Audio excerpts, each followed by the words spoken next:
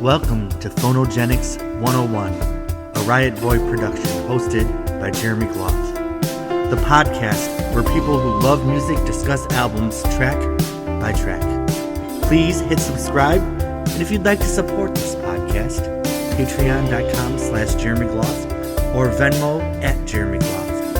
And now, on to the music.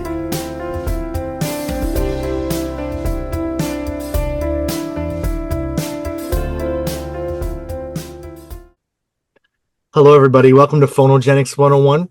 About 10 or 11 days ago, we had a hurricane edition with Katy Perry's 143 album. We did it on Wi-Fi hotspot and flashlight and battery because Hurricane Helene was coming through.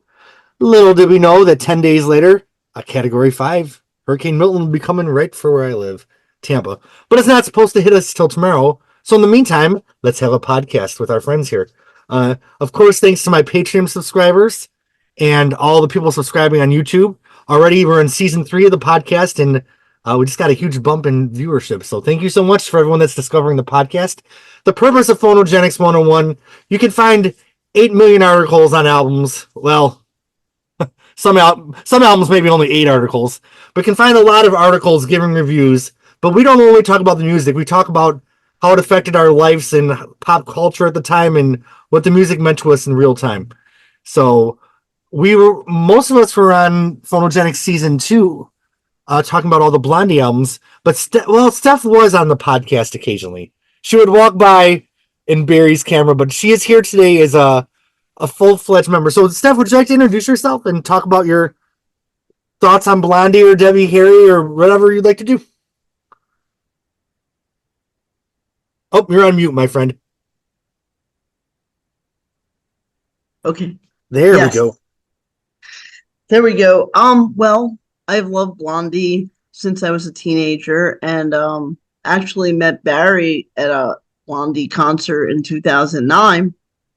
And it was Blondie and Pat Benatar and the Donnas on the Call Me Invincible tour. And we met at the show in Bethlehem, Pennsylvania, and we were friends then. And then 2 years later, we started dating, and we had a lot of overlap, with our passion for Blondie and other bands. We also really liked Hole. We bonded over Hole, and I taught him about like Juliet and the Licks. He didn't know about her, and then he really got to like her. So we have a real strong bond through Blondie. And also, we both enjoy archiving. So we bonded over that, too. And, as Barry's probably talked about, we sell the Blondie vintage memorabilia. And we both have a large appreciation for that. And I remember the very first day I met Barry, he gave me one of what's now the coveted, souvenir tour programs. The 1978 one, and he gave one to me, and he also gave me a Blondie magnet, and that's something special I remember, and that's also the first night I got to meet Debbie and Chris. Wow, what a night! Yeah. Is that 78 program the one with the photo session from Best of Blondie or something kind of similar? Because I have one of the old programs. There Barry, is a picture in there, from that. I think. I think it's predominantly red in color. Okay, yeah, that's the one I have. And another thing, Steph, they called it a tour program, but it was really fan club merchandise. Okay. Steph, you just piqued my interest because I'm a big Courtney Love and Hole fan, so that might have to be another series someday on this podcast. And I'm one of those people I like them since Pretty on the Inside. But I even liked Nobody's Daughter and America's Sweetheart. I love almost everything Courtney has done. Anyone else Courtney fans here?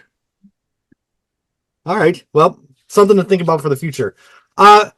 We have Mark, Jimmy, and Barry who have all been on the podcast. Does anybody want to say anything about your life since the last season? Mark has a new look. He pulled a Madonna True Blue and came back with shorter hair. Yeah, I got my hair. Well, cool. We are here last season we threatened it, and now we're coming true in our threat.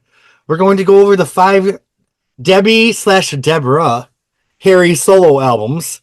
To me, especially not all of them, but a handful of these albums I love just as much as the Blondie albums. I mean, I listened to Cuckoo a lot when I got it when I was 7 in 1982 when I collected everything, and I really loved Rockbird when that came out in 87, right? Or 86? 86. Yeah. I mean, I played that just as much as True Blue. And that's still, maybe one of my favorite albums from the whole universe, which is probably a controversial statement. Deaf, Dumb, and Blonde, I know it was like people loved it, but I just never got into it till about a year ago. Then I put it on, I'm like, oh my God, this is what I've been missing all these years. This is the best album ever. And then Deprivation had a couple songs I loved, and then honestly, I didn't listen to the last Very Necessary Evil. That was the last album, right? I listened to it a few times, but I'm excited to revisit it for the podcast. Does anybody want to do a little overview of your thoughts on the entire Debbie solo discography before we go into the first album? No, I just would like this is how big a fan I am of the album is now I'm a scared this is my back. I had the needles tattooed. Wow. Because I'm scared of face tattoos because they can look wonky. I mean, if the right person doesn't do it, you're kind of stuck with like a wonk-eyed Debbie or something on your back.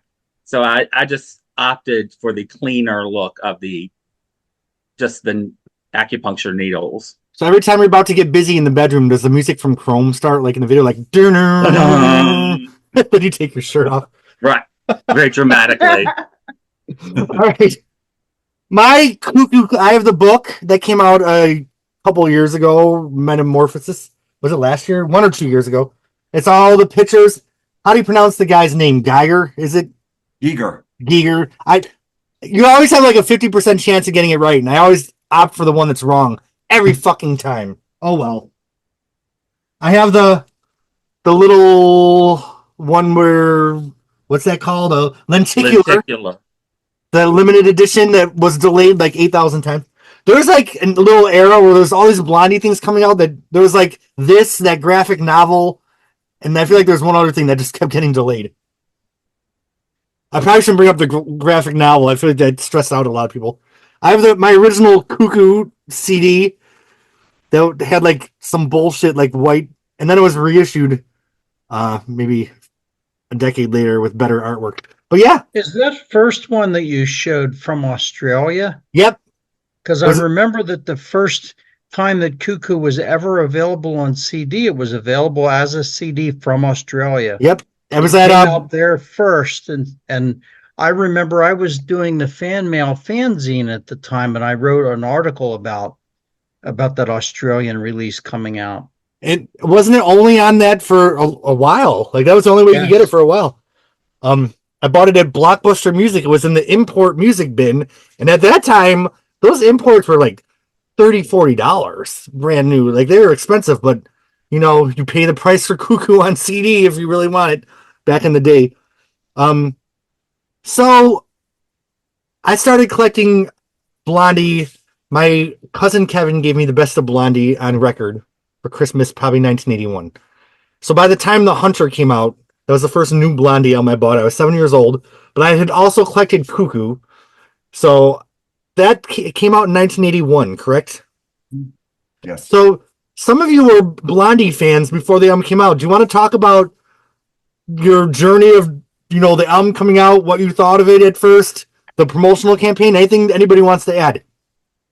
Yeah, I can remember when it first came out. When I became a Blondie fan, I'm probably a little older than you, but I was like 8th grade. So what would that have made me? Like 12 or 13? And probably 17.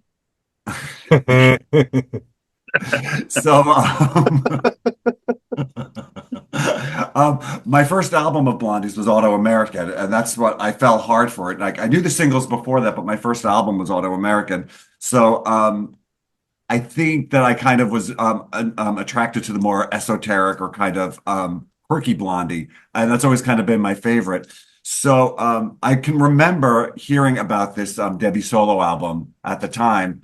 And that was back in the time when you couldn't like look stuff up on YouTube or see interviews or stuff. So if you just happened to be lucky and just happened to know to catch like Dick Cavett that night that he was doing an interview or something, or or hear a radio interview to hear that it was you just kind of catching dribs and drabs. But I can remember there being a certain excitement about it. But then I could also remember there kind of being like a little bit of backlash against it as well, especially among the rock groups and the rock fans, or rather, because to a certain extent, Debbie and Blondie were kind of like Debbie was kind of known as this babe, which she never really was, but like a certain demographic, she was kind of known as like this rock babe or this rock slut, and she was never really any of that, and there was a big disco R&B backlash at that time, and to hear that she was kind of embracing it and stuff, there was, they're kind of like, they're done, they're over with. People were not as open-minded as, music fans are today. So I can kind of remember that. And I remember a lot of like my friends, my, Blondie friends sticking to their guns and saying, no, I'm going to see this one through and let's hear what this is. And we're like, no, that's the Chic people. They suck. Disco sucks, and stuff like that. So I can remember there being a lot of back and forth, even before the album came out, and just having to kind of deal with that. And for me, a lot of it was like I was kind of like, listening, it was kind of like in the closet. I was just kind of holding back and listening to it. In that respect, it was kind of like my secret because it was very R&B influenced, and it was hard to defend. It It was a hard album to defend. I think you're right, because with the people who are historically like the more rock aspects of Blondie, there was none to really be found on Cuckoo on par with, Eat to the Beat, so to speak. Mm-hmm. So it was hard, but my biggest, like, almost horror was discovering Cuckoo in the discount bins for 10 cents a copy. Oh no. It's like Woolworths or something. And so I literally bought them all out of embarrassment. Was there a little cutout like out of one of the spikes? The corner, the corner was cut or whatever. Oh no! I remember it was 10 cents an album, and I bought 10 copies because I was just like, I can't have Debbie in a cutout bin. I'm sorry. So it's like, and then plus it was only $1 to buy them all. 10 cents per song. Right. It was crazy. I was just thinking about Nile Rodgers the other day because he was so hit and miss as a producer. I feel like sometimes like he really had magic with artists or he really missed the mark. And I'm not going to say he missed the mark on this album, but I feel like when you think of like Nile Rodgers and Debbie Harry, this isn't like what I would have probably conjured up in my mind. But then when you think about like what he did on Like a Virgin with Madonna and Let's Dance with David Bowie, like those are huge albums for those artists. But then he went on to do like, what was the album he did with Grace Jones? Inside Story? And like, not her best work by any means. So it's interesting. I'm not perfect. But I'm perfect for you. That's a hot track. That was a hot. Wasn't Victor was a jazz musician or whatever from that album? I love that song. Yeah, I love it because I love Grace, but it was no Slave to the Rhythm. It wasn't even Portfolio. But yeah, I feel like Cuckoo. What do you guys think of that title? I love it. Right? It's great. I think it's kind of, it's crazy. I love it. I've always loved it. Now, I don't know that it matches the image, which is kind of the fun part, I guess, is the fact that it's almost like the direct opposite of the power of the album cover. And I will say this happens to be my favorite album cover of all time, hands down. Really? Yes, it is by far my favorite album cover of all time. By Gidger? Yes.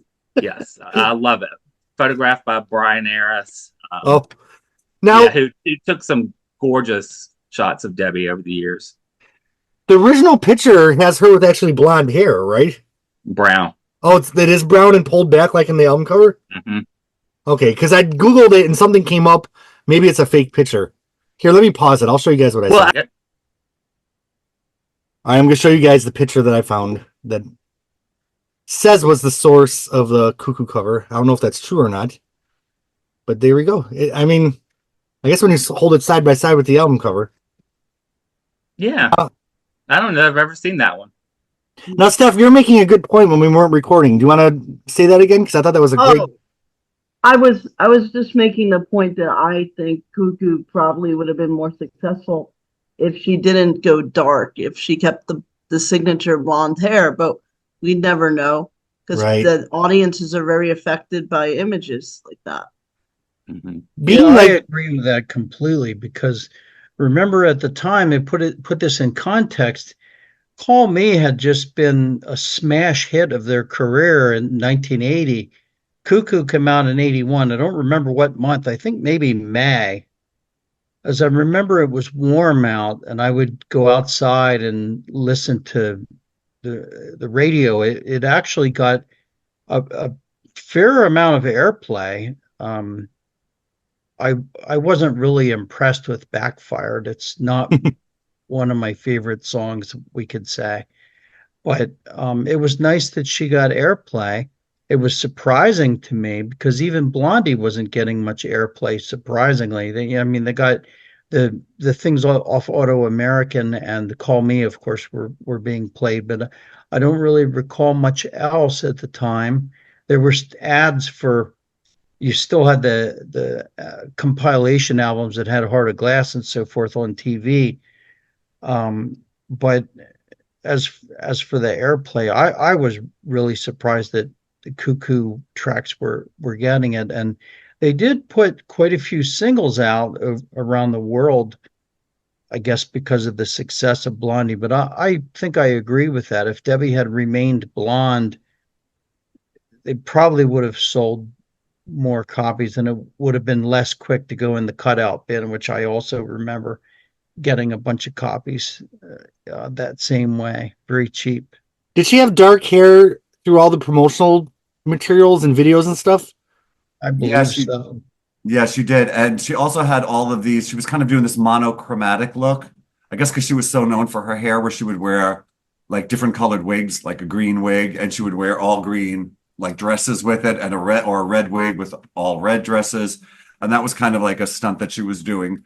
In going back and kind of researching the timeline of this and trying to like go and find like interviews and stuff, and just to kind of get a feel for what like people were thinking about it, I did come across like interviews and stuff with her where she even says that it was a conscious decision to change her hair color just because the band were so identified by her hair color, and she just felt it would have been a disservice to the other members of the band had she tried to pull that image along with her and promote a solo project, which I think kind of is a testament to the kind of person she is. But it did seem like it was a conscious effort to take a break from the Blondie character.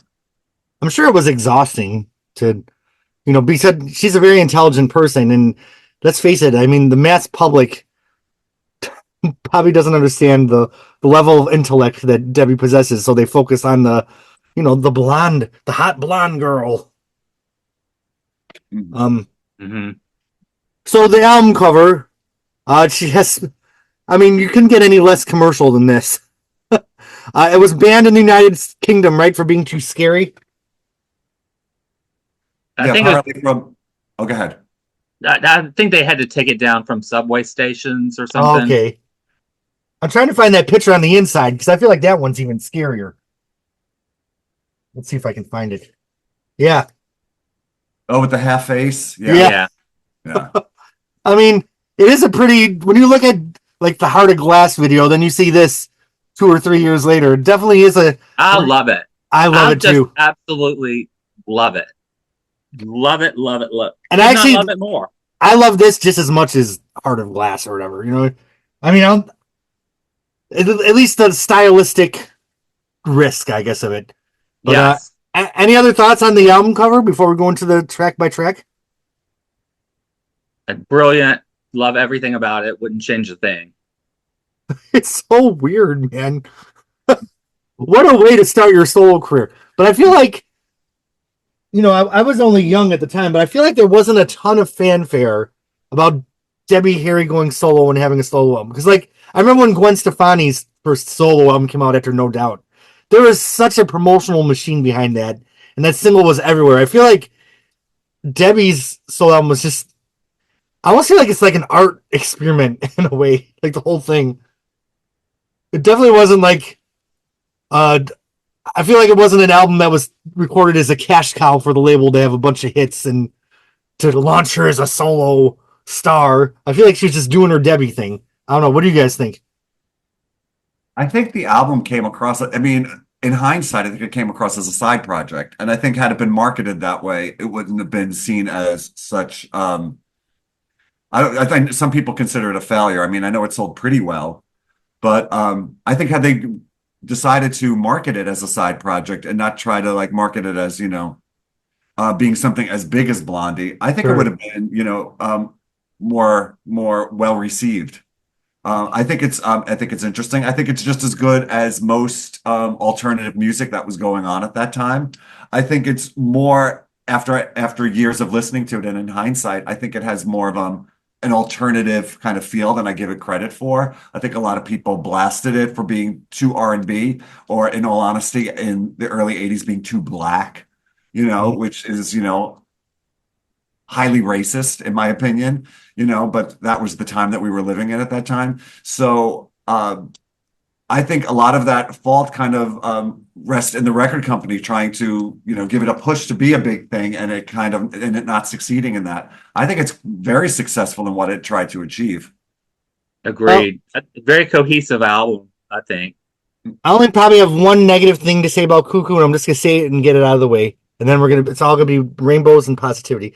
But felt like, compared to, all the songs on Eat to the Beat or Auto American and even later stuff, I could really put myself into a Blondie album. And Cuckoo just felt a little bit more icy and detached to me than some of the other stuff, and almost verged sometimes on a little too New York City cool.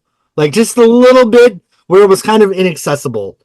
But that said, I still freaking love it. So, well, the only thing I will say, like, about the album in general, except with the exception of maybe one track, is it. I don't know that it was the best mixed album ever, because it almost feels like the vocals were pasted onto the music. It's like there's not a good, with the exception of Chrome, which if you listen to it, the vocals in Chrome sound very different than the vocals on virtually every other song on the album. But I feel like it's almost mixed. It's a cold mix, I guess. It isn't a warmth embracing mix. It is kind of like a here are Debbie's vocals in your face right there. It almost feels a little like demo-y sometimes, the way it's mixed. Like, right. It doesn't have that, because now Rogers, I mean, look at the production he did on the Diana album with Upside Down, and what a great album that is. His production's superb, and it's just, I feel like it's just the right amount of edginess with commercial, with Diana's personality. Jimmy, I think you're right. The mix is just, I don't want to say off, because there's nothing wrong with it, but it's definitely different than, I almost feel like anything Debbie did before or after. Mm-hmm. There's a really great book by Chris Needs called Parallel Lives about Blondie, and I was actually reacquainting myself because I was doing research for this. And they talk about the recording of Cuckoo, and she had said that it was very intentional to put her voice very up front and the whole thing. And she was had said that when recording with Blondie, that Mike Chapman would put a lot of tremble on her voice, so that it kind of had like a slightly trembly kind of effect, so that it could kind of break through the sound of the band. And on Cuckoo, she wanted it to be, or it was made, a decision was made to make it very stripped back and very raw. There's no double tracking of her voice, which a really full sound, and it plays well on that. And it's just very much, and she said, when you hear this album, it's going to sound like a live vocal. And I think that's what it does sound like. There's not a lot of effect on it. Right. Don't you feel like Rockbird was totally a commercial album? Like the way it was recorded? Like a lot of layers, a lot of... Totally the opposite of Cuckoo, I feel like, as far as production value. And I love them both. Barry or Steph, I can just talk on and on. Do you guys have anything to add? Feel free to interrupt me at any time. All right, cool. We'll jump in any time. Any thoughts on the album or leading up to it till we start the track by track? All right, well, Do It Like This, Jump, Jump. The first song to launch Debbie Harry's solo career. What a damn weird, like I was listening to this. It does sound like they just had the demo tape recording. Debbie walked in the studio, did one vocal take. They added like some piano arpeggios, and then someone's barking a little bit. There's a little funky. I think it was a very strange choice. Yeah. I mean, I love the intro because it's the piano kind of echoes what you're going to hear in house music years later. And the bass riff, I think, is solid in the song. But again, I made a comment, the vocals seem pasted over the music and not mixed into it. But the only criticism I might give it is I might ask what grade Debbie was in when she wrote the song, the lyrics. Because lyrically, there's no substance there at all. There's no substance to the song. It's ridiculous. But I love it. I love it, but I'm not going to go there for knowledge and wisdom. That's not the track I'm going to go to. Yeah, I have the same opinion, only I don't love it. One of the things that attracted me to Blondie's music was like the opposite of that. So I'm not into it, even though I'm sure the music and the playing are good. It's music is something I'm not an expert on, other than that I love what I like very intensely, but I don't know technically much about music. So I suspect it was technically a very good album. It did get a lot of commentary about the quality of the music and so forth, but that song, not my favorite from the album. It doesn't reflect the characteristics that got me into Debbie Harry. So that one was a track I would avoid. But there were a lot of tracks on the album that I like. Oh, there's a cat. Well, yeah. So you would jump over it. Jump. Jump. Jump. So if you guys had to pick between Van Halen Jump, Pointer Sisters Jump, Chris Cross Jump, or Debbie Harry Jump, what would you pick? Pointer Sisters. Pointer Sisters. Oh, I might have to. I love the damn Pointer Sisters. Yeah. I'd be Ruth, the one with the voice like this. I'm not a huge Pointer Sisters fan, but I do have to admit that's a great song. I feel like Ruth was always giving everyone the side eye back in the 80s. Like, I do want to add to Jump because I've kind of always been fond of it. I do admit a lot of the lyric writing on this album is, for lack of a better word, klutzy, and it can be sometimes a little awkward. And half the time I'm not exactly sure what she's trying to convey. And this song in particular, a lot of the songs, kind of sound like, like snapshots, or they seem like postcards of New York, and they're giving you little scenes of New York. And I think the song starts out really good. I think the intro is really great, the piano. And I was kind of going through the lyrics, and she's kind of setting up scenarios. It sounds like in like the first verse, she's talking of a criminal, and I think she's kind of trying to paint like a very urban or New York kind of scene. And then, in the second verse, she's talking about this woman. She moves faster than any eye can see.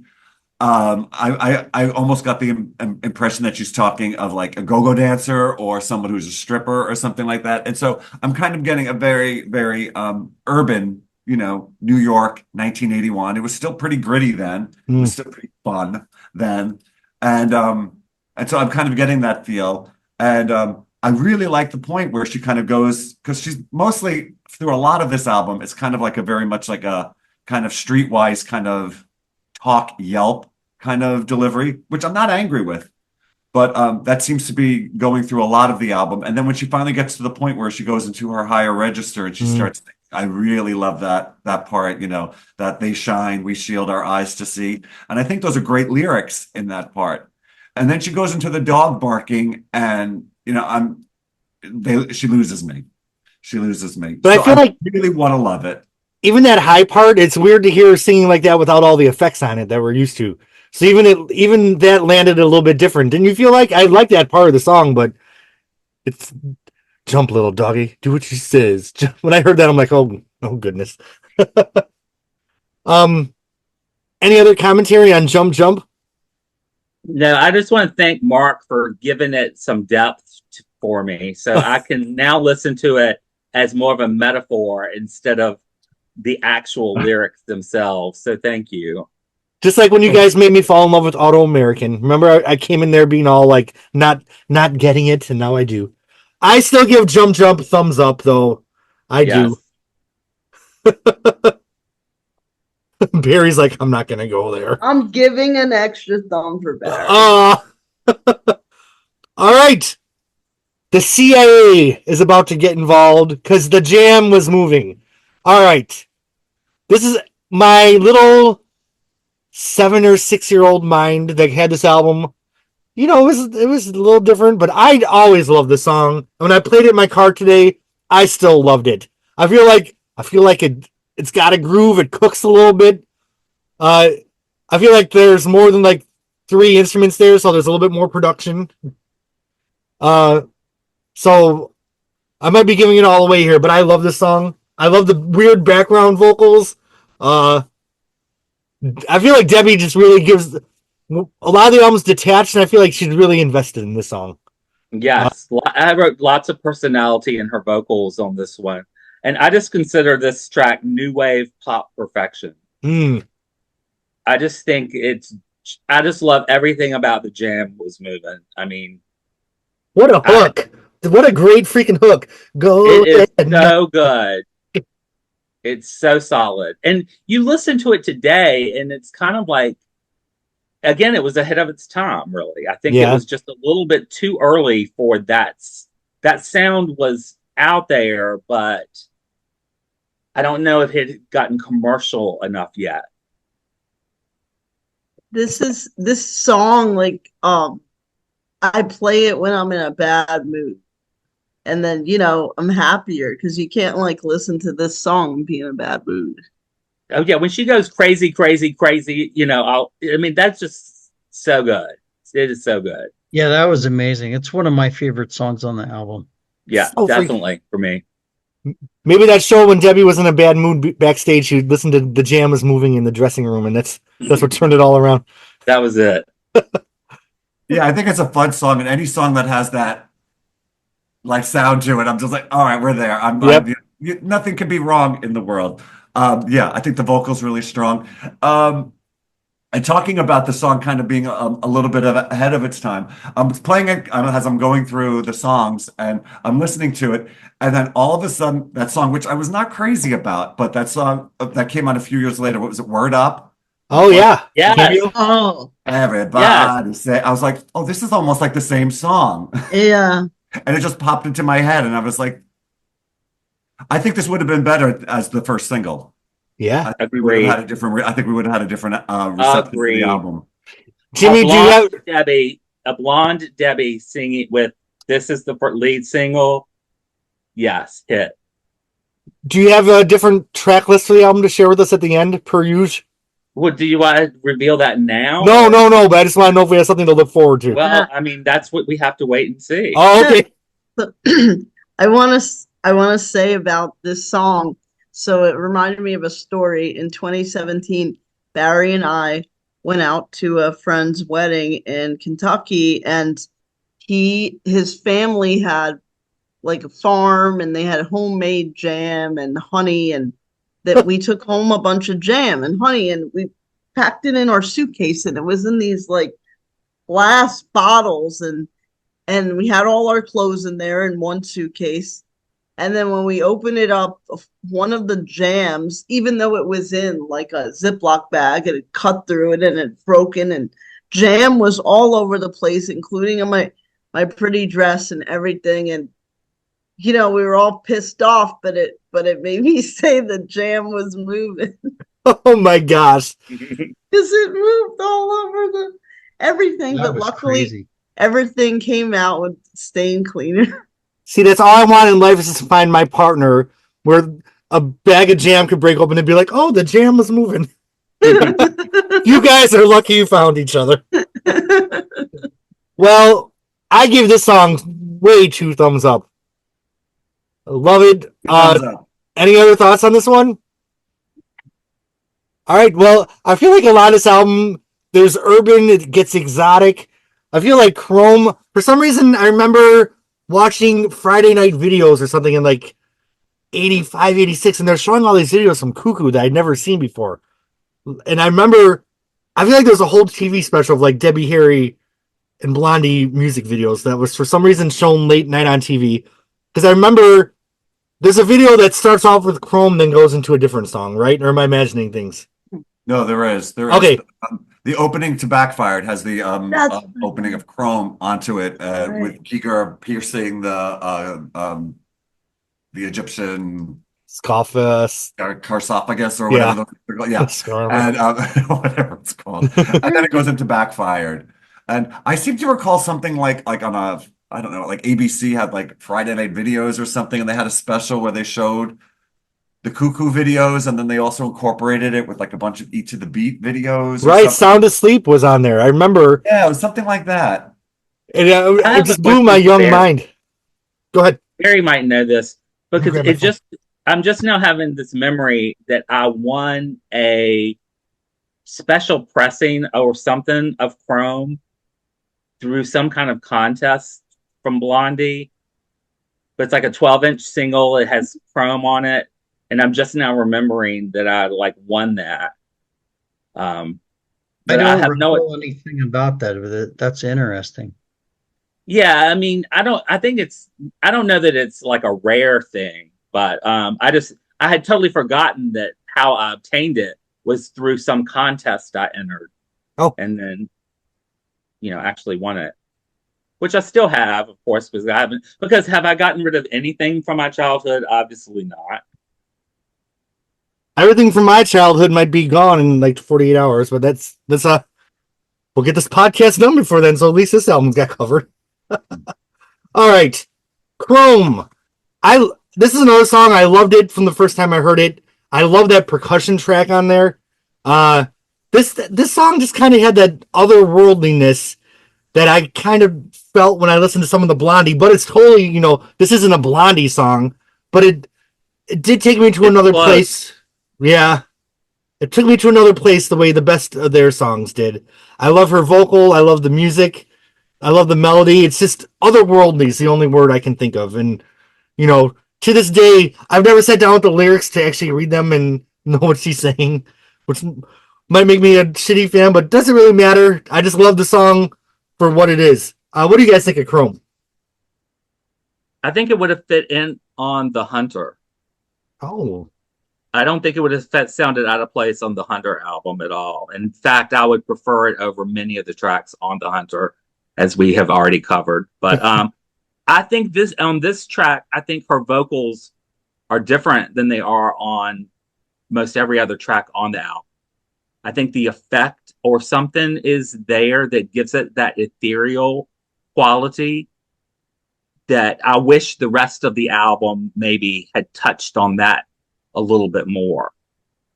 The guitar work, I really thought that was, solid on this one. And the percussion at the ending, especially as well, is a high point.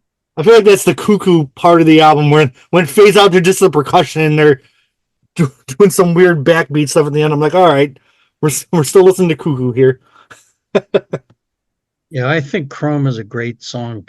And it's interesting that you mentioned how you loved it from the first listen. I didn't so much back then.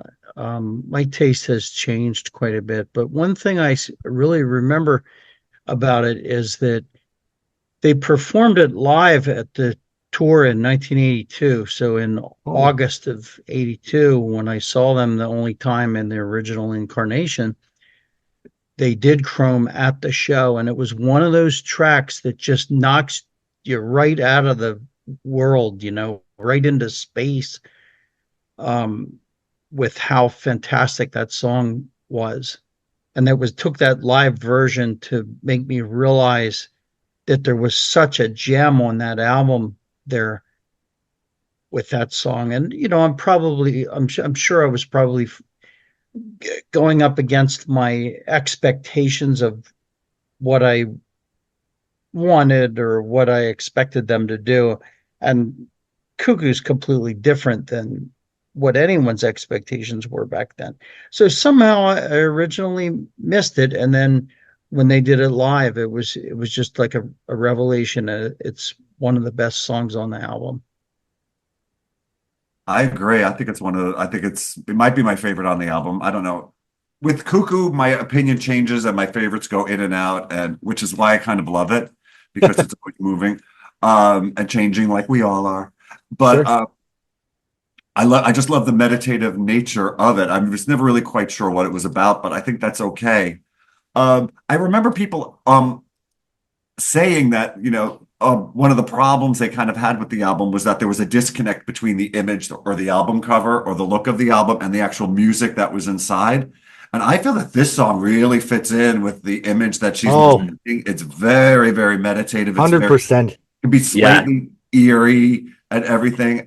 It's based on a short story by Truman Capote, I found out, which Oh, I'm going to have to look it up because maybe it'll give me some insight into what it was, what it's about.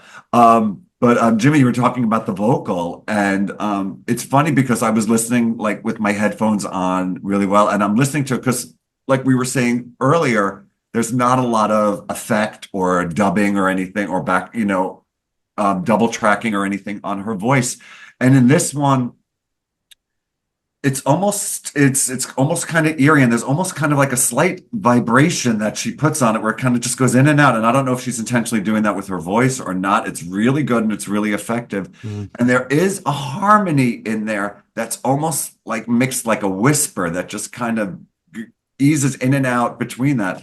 And I used to always think it was sung very straightforward and very, like just resting right on the notes the whole time. And it's actually a little more intricate than that. And it made me like the song a whole lot more in revisiting it. Yeah. And I was also going to say it was done during the Hunter tour. I think that was the only time they've ever done it or she's ever performed it, but it's a great song. It's a really great song.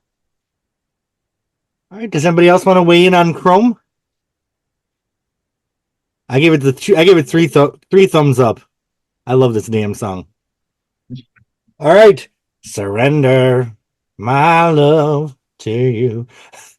This is a very deadpan song, I feel like. She's gonna hit you with a Big Mac truck. This song, like, it's so like cuckoo to me. I don't know how else to say it, but like this song kind of embodies what the album is to me, but I don't know if I love it or hate it. I'm so confused. Somebody talk about Surrender. What do you think of this song? And I just think it was like a funky little track. Just a funky little track. Yeah. I mean, again, the lyrics are not the most sophisticated in the world and what have you, but I think the song holds its own as like an album track, definitely. I wasn't always crazy about it on initial listen, and I was kind of like, ugh. It sounded a little too chic for me. And I actually, I like chic, and I've grown to like them even more as I've gotten older. But like I said, it was also at the time where it kind of wasn't cool to like R&B music and stuff. Sure. So I was kind of like, and I liked it, but I was like kind of like, a closet chic fan and stuff. So, and I thought this sounded very, very chic to me. So I was almost a little apprehensive about it. And as the years have gone on, I'm like, this is kind of good. I mean, it's a little silly. And it almost kind of sounds like it could have been written for anyone. Yeah. Like one could have sang this song, but it's grown on me. It's grown on me a lot. Mm-hmm. And the bass line is great in it. I just feel like Debbie Harry's just so deadpan on this one, which she can be from time to time. It's weird because we just passed 2 songs where she's so invested, and this one she just seems so like aloof. I feel like we're kind of going back to the vibe of Jump Jump with this song, but maybe it's a little bit better of a song. Oh, any other thoughts on Surrender? Well, hell. I'll still give it thumbs up. Oh yeah. Like you said, I think it's a good album track. All right. We're moving into reggae with Inner City Spillover. This is another song. I don't know. I just feel like these songs. I feel like this album cover really does fit the album because it's just kind of gray. Because some Blondie albums were so colorful, and this album just kind of stays in a pocket all the way through, kind of like a gray sky. So I don't know. Here's the back cover with just the clouds. I feel like this is it right here. That's the vibe. What did you guys think of Inner City Spillover? I feel a lot of the same way I feel like about Jump Jump. I feel like there's a lot of thoughts in there, that are like once again snapshots of like, and it has a very urban feel. Even like the reggae feel is very stripped down and very, it almost kind of sounds like the background that you would hear on the streets, like where people are blasting the reggae music and stuff like that. Where she's talking about actually the reason why there's so many scaffoldings in New York is because in the early 80s, bricks fell off a building and did kill someone. So I don't necessarily know if that's a reference to that actual thing, but there was in the early 80s, part of a building crumbled and did hit somebody and kill them on the head. So I don't know if that was necessarily like the reference, or is she taking like New York Post headlines or something and pasting them into a song? But I kind of get that feeling from it. And she also talks about like a 3-card shuffle or something, which at the time I can remember when I was a kid and we would go into New York from Long Island and and you would see people on the sides and they would be doing that. You had to guess what like card was the Queen of Hearts or whatever. And these guys, they would be gambling out on the street. And I guess she's kind of like painting that picture as well. But yeah, I feel like it's kind of slightly incomplete, but it has it's more of like a collage, not like a full thought of a feeling or a story or something. And I don't hate it for that, but I guess in that context it does fit into this album.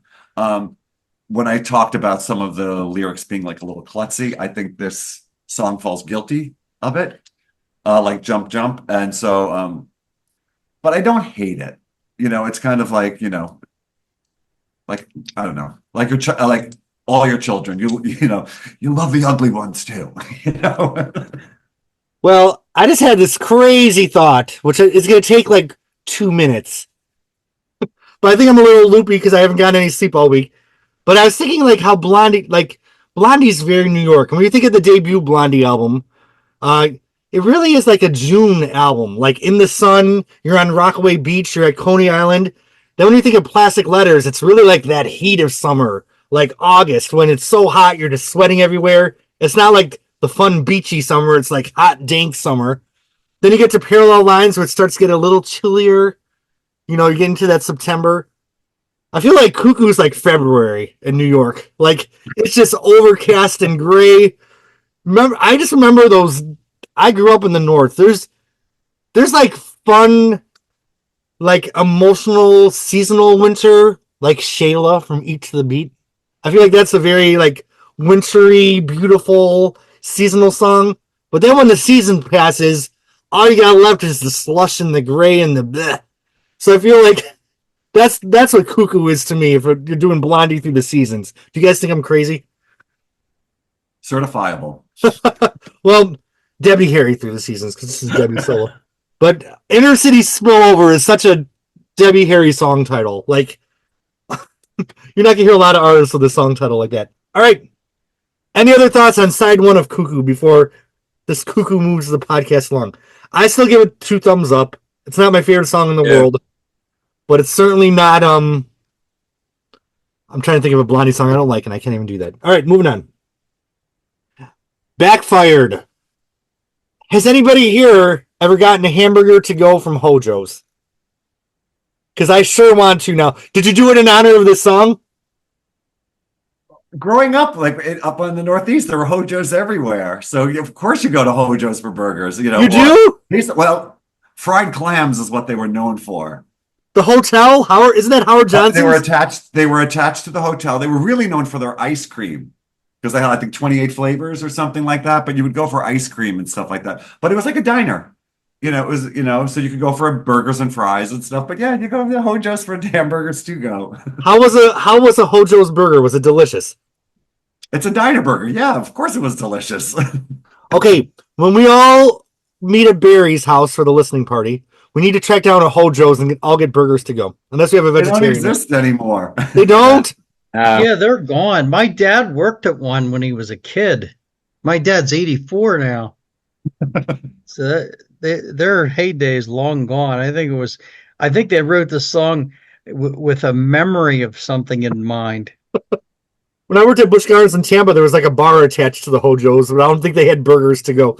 But Backfired, was that the lead? Was this the single that was going to launch Debbie Harry's solo career? Yeah. I think it was, yeah. Yeah. Mm-hmm. I mean, I feel like it's a song, it has all the ingredients. However, Some ground beef, ketchup, a Kaiser bun. it's like the ingredients are there, but something doesn't quite congeal or something with it. Well, one of them was no good. One of the ingredients. I don't know which one, but like I said, that's not one of my favorite songs on the album. I mean, Yeah, I don't know. I'm not mad about it, but I just feel like it should be better than it is for some reason. Yeah. Yeah, it I looks mean, good it's on paper. it's Yeah, super catchy. It's very catchy. I like it, Mhm. but I don't. Yeah, for what it was supposed to be, it should have been more. Yeah. Would you guys say that it backfired? Definitely, probably that's an accurate. Self-fulfilling prophecy. I feel like it's like too cool for itself in a way. Like it's trying to be too cool instead of just being cool. I Yeah. don't think that it made Debbie Harry's career worse in the sense of what you'd think a typical Backfire would do, but I don't remember at the time anyone hearing it on the radio and going, "Oh my God, I love that song. Who is that?" Right. It didn't gain any more popularity for Debbie Harry, unfortunately. Like, I've seen that happen with many musicians, but not on this one. I feel can like- recall a few of my friends at the time. I was like in high school, and I remember my one friend saying like, "Oh my God, over the summer I was listening to the Debbie Harry album, and she loved Backfired." And Really? yeah, and she liked quirky music. She liked like the B-52s and Devo and stuff like that, and she loved Backfired, and she loved to do the rap from Backfired and everything. She was just crazy about it. So I mean, I guess there were people. I mean, I can remember hearing it on the radio. I've grown to like it more as I've gotten older and as the song has gotten older. I think nostalgia has made it a bit more endearing to me. Yes. It does Sure. kind of have like that old school rap. I mean, we didn't know what rap was going to become, and I think it does kind of have that. It has elements of like the Bronx and stuff like that. I'm really fond of like early rap and like the Funky 4+1 and that and stuff like that, where it was just like very simple and just riding on the rhythm of rap. So I think it almost has a more authentic kind of rap in it. But yeah, I think time has been nice to it. I think this nostalgia of it is fun. I think like the role that Debbie's playing in it of like the street smart woman who sees somebody trying to sweet talk her, but they end up at Hojo's for burgers, so she knows exactly who he is. It's cute in hindsight when you think about it, but I think the song needed time to kind of ferment and blossom, and I think people think of it a bit more fond. I was very happy to see when they performed at Coachella when Nile Rodgers came out that they actually did a little version of it, which was fun. So I was happy to hear it live. And see that. There is an old recording of them around that time of her playing with Niall and Chris and stuff in some club in New York around the time. And it's the only live recordings that I've heard from that time of him performing Cuckoo songs live. I think they do Backfired and The Jam Was Moving and a raw version of Rapture. If you get a chance to hear that, it's really cool. Do you think Backfired was trying to capitalize like on the urban market from Rapture, or is that being too cynical? I don't think so. I think that's exactly what they were trying to do. Yes. Whoops. Well, I do want a burger. I might order one after this podcast. That's all I got from this song. I just feel like once again her vocals are just kind of aloof, and I don't know. You know what though? I'll still give it 2 damn thumbs up. I just can't hate on it. Backfired, my love. In your face. All right, the electric piano is about to come out. Now I know, you know. Then the funk jam comes in. What do you guys think of this one?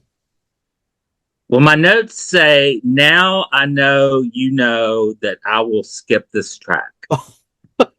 That's the Jimmy that we know and love. Yes. Well, I love the song with the cat attack. Apparently the cat does not care for the song much either. I'm just not crazy about the phrasing in the opening part of the song. I think the phrasing is a little bit too affectatious. It doesn't seem natural. Just the way her voice goes up and down. I think in the very beginning, it's too much. And then once she starts actually singing, I think the song gets better. And it gets better as it goes along. I love this spoken word before the ending. I got a right to be, and then some nice little jazz as it fades out. But that beginning is not going to get people to continue to listen, in my opinion. That's just my thought. No, Jimmy, I know exactly what you mean, because as you're ending Backfired, it's like just drop to a dead and it just stopped. There's no music, it just stopped. And then this next song starts and it starts with now, and it's a little startling. Yeah. That note is a little startling. And I'm not saying that it's off or anything, but I almost feel like it would have served her better or served the song better if we had some kind of instrumentation that would lead into the vocal, because we just get like that vocal and it's almost like, whoa, what are we doing now? What are we singing? Wait, what? Oh, it's a slow song. It's a ballad. Okay. What is, and I think for the most part, her vocal's pretty nice in it. And Right. I like when she kind of changes gears. And I think this was definitely, a bit of a change, although she had done ballads in the past. It's not my favorite type of ballad that she does. I kind of like more of like the stuff like Chrome, where it's more meditative and more esoteric and stuff. But I don't really dislike it. There was something else I was going to say about it, and it completely left my head. So I don't know. But I do like it, and I also I kind of like when she kind of goes into her lower register in the song, which is like, well, I don't have hard feelings against you. And she goes into a minor. I'm like, her voice is really kind of sweet. It's kind of smoky, and I think it's much more effective. But I think like anyone could have sang this song. I don't think the song would have sounded out of place on like Diana Ross's album. Sure. So I don't think it has, an exclusive like Debbie sound to it. But it's fine. It's a fine song. I feel like when the music starts with that electric piano, it's almost kind of yacht rocky, Carly Simon. Then the chic rhythm section comes in and takes it to a different place. But I'll go ahead. Oh, I think Debbie sounds so beautiful in this song that like really showcases her voice. And I think it was a nice little like shift on the album to a little something different. But I definitely I didn't find the song too boring or anything. I think if you like Debbie Harry's voice, you're gonna be into this song probably. Yeah, I just think it's that very opening part that is the problematic for me. I just think if you could edit that out, that opening phrasing, and then because the rest of her vocals are, spot on genius throughout the song, and she does very interesting things vocally within the song. But I just don't think that opening, to me, it's just too affectatious and One thing Now about you know how I feel about. Now I know. You know. I feel like Cuckoo's such a vibe though, because even that beginning, it doesn't bother me. This is a song that doesn't have like a huge hook that it goes back to. It just kind of vibes all the way through, kind of Mhm. like the album does. And Cuckoo's almost like a sweetest songs. Then, this is an album that I just put on and listened to the whole thing from beginning to end, and it's almost like movements of a whole piece than individual songs. Like many of the best works that Blondie or Debbie did solo. I still give it thumbs up, even despite the interesting choice on the introduction of the song. Does anyone else have any thoughts on this one? Well, now we know that you know. All right. Under Arrest. All right, who wants to start this one off? I want to say first, I think it sounds like an updated Plastic Letters track. Okay. I mean, that's how I hear Under Arrest. And I love everything basically about this song. I don't know what would make it better, honestly. I think that I just love it. I mean, it's like Contact at Red Square updated with an urban environment. But I just think that it is, the oh no. I don't know. I mean, there's just so many great elements to this, and the male vocals in it. So for me, it's just a solid across the board. Didn't one of our podcasters, Scott, send a message that he once saw someone get arrested while he was playing Under Arrest in his car? Which is a great story. Does anyone else want to talk about this one? I love this song too. I think it's very, very once again kind of deadpan, but just like you said, Plastic Letters updated. I love this one. I love it too. Jimmy, I think it's funny that you said that. The first thing I said was, reminds me of Plastic Letters, Contact in Red Square. It's immediately what I thought of, and what I thought of at the time when I first heard it. So, I like this song. I like her vocal, and I love like that little that oh heaven knows that part. I'm like, oh, I love, and it's it's very raw and it's very almost kind of guttural, and and in a way It worked in this it's one. not very pretty, but it's really cool, and I love how she like where does she pull that out of, and it's a really, really interesting, fun song. And unlike anything, like I could see it on a Blondie album, but in a way it's kind of unique and, very much an original for her and something that's kind of new. Yeah, It's I agree. really like that. All right. Anyone else want to jump in on this one? I give it the thumbs up. I guess I'm giving the whole album thumbs up. Well, I feel like military rap definitely fits the vibe of the album. Not my favorite song. A little, I don't know. I have new wave rap. New wave rap, yeah. I Plastic Letters was never my favorite Blondie album. The stuff on it I loved. Then there were some things I thought weren't as good as other things. That's kind of how I feel about this song on this album. It's definitely a great second to last song on the album. I'm glad she saved it for the end. I don't think it could have opened the album.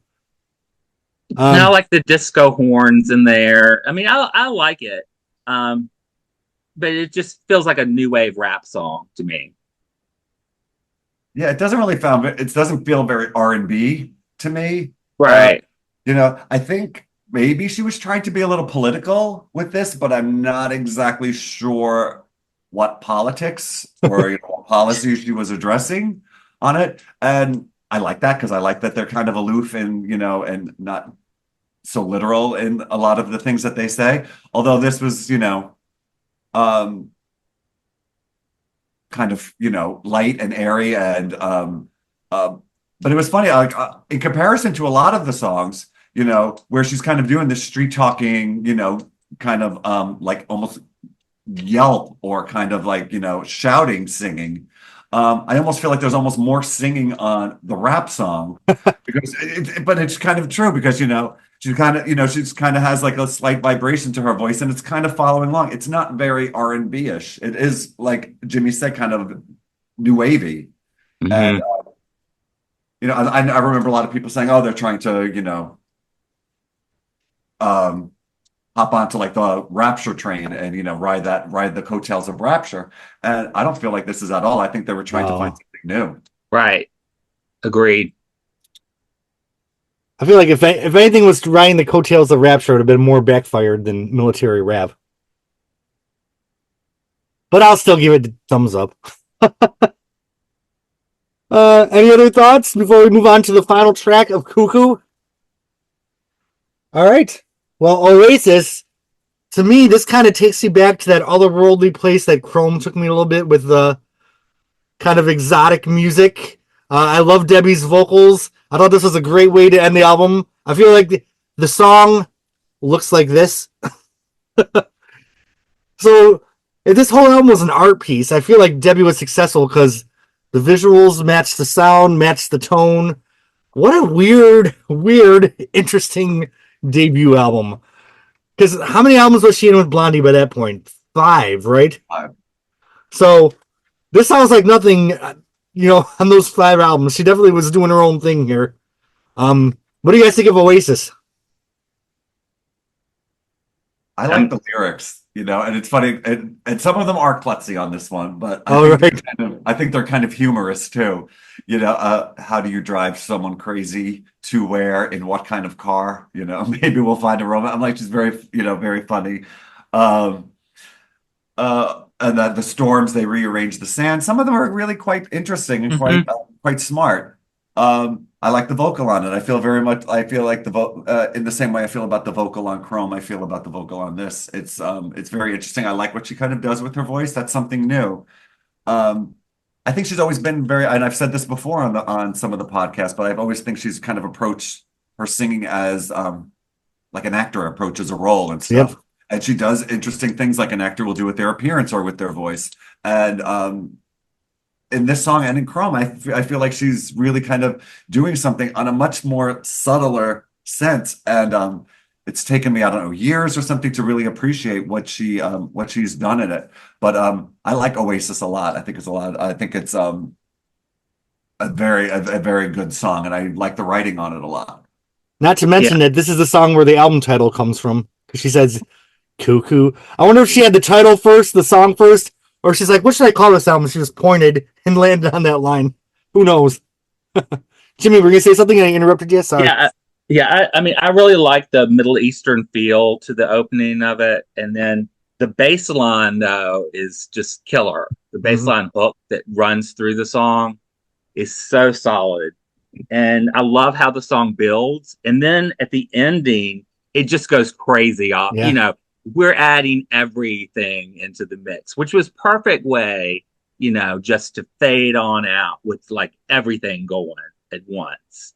So I actually love this track. So, and to me, it sounds like it could be a companion piece to like Orchid Club. I was just going to say that.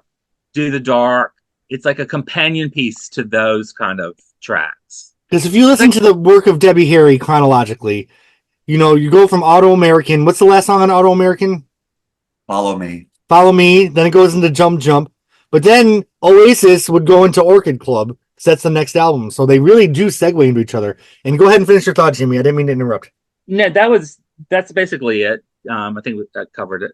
Okay. Any other thoughts on Oasis? Yeah, that's a great song. One of my favorites. All right. Well, thumbs up. Well, we did the Hurricane edition. Does anyone have any final thoughts on the album Cuckoo? What an interesting way for Debbie to start her solo career. Blondie, of course, came out with The Hunter a year later, and we wouldn't hear another solo album from Debbie till 1986 because a lot went on in Chris's personal life. But we'll cover all that in the next podcast. So I have a comment. Yeah, please. It was shown briefly, I believe, in Jimmy's background, I think. It made a very interesting, nice promotional object for this, the light box. Oh, yeah. It's that. But if I turn it on, it's so bright that it just fades in the camera. Oh. Yeah, I put a fairly dim bulb in mine and used it as a nightlight for many years. The reason I bring that up is, I've mentioned it before. I used to do a fanzine about Debbie Harry and Blondie from 87 to 93. In my 11th issue in December 1990, I actually I used to do a column, I guess you could call it, in my fanzine about a featured promotional object. And the promotional object that I did in December 1990 was that light box. Oh. I called it a Debbie Harry counter unit for Koo Koo, a cardboard display item used to hold 7-inch backfired singles. The original object was a single piece shipped flat in a plastic bag along with one typewritten instruction sheet with line drawings on how to assemble it. And then I went on. When assembled, the Koo Koo gray unit rests on any flat surface. It stands 13.38 inches high and 10.15 inches wide. Those are probably details why Chris thought my fanzine was so obsessive. You're the Measuring it. blondie scientist. I love it. Yeah. I love it. Exactly. And I went on to describe it, and I didn't mention though that I used it as a nightlight, but I did. Uh, Well, I just wonder, like, when they wrapped up the final master of the album, I wonder how Nile Rodgers and Debbie felt. Like, I wonder if they felt like, we created something awesome. I don't care if this is a hit. It's such an interesting album. I wonder what Chrysalis Records thought when they showed up in the boardroom. Play this. Well, I think for Debbie to establish herself different from Blondie, this album does do that. Sure. Because, aside from really Chrome, I think that none of these songs, well, the one that does reminds me of a Plastic Leather song, Updated, but her vocals and the production are so different from any other Blondie album. And this one is kind of a cohesive package. When you listen to it, I listened to it numerous times before tonight just to really reacquaint myself. And when you take it in as a whole, it really is a very cohesive package, I think. Well, the time has come, friends, to rate the album on a scale of 1 to 10. Koo Koo, Debbie Harry, what do you all give it? Who dares to start the ratings? I could. You usually go last, though, Jimmy. Yeah, Mark, what do you give it? I always go first, so I guess I'll go first. Okay, yeah, keep the tradition. All right. It's I'm gonna give it extra points because in revisiting it, like you said, it's I never realized how cohesive it actually is. And in a lot of ways, it's more cohesive than most Blondie albums in its sound and in its intent, and so and it does package a lot of different styles that Blondie always does. But in this case, it's not literal interpretations like, say, Auto-American. I find that it's reinventing and elevating or creating their own take on it. So I'm actually gonna, the rating I would have given it the first time I listened to it as a teenager would have been mediocre, at best around a 6. And today, as I listen to it, I'm going to give it a 9. Oh, well, shit. Yeah. All right, so we got a 9. Harry, what do you want to give Koo Koo? Not much. It's not a favorite.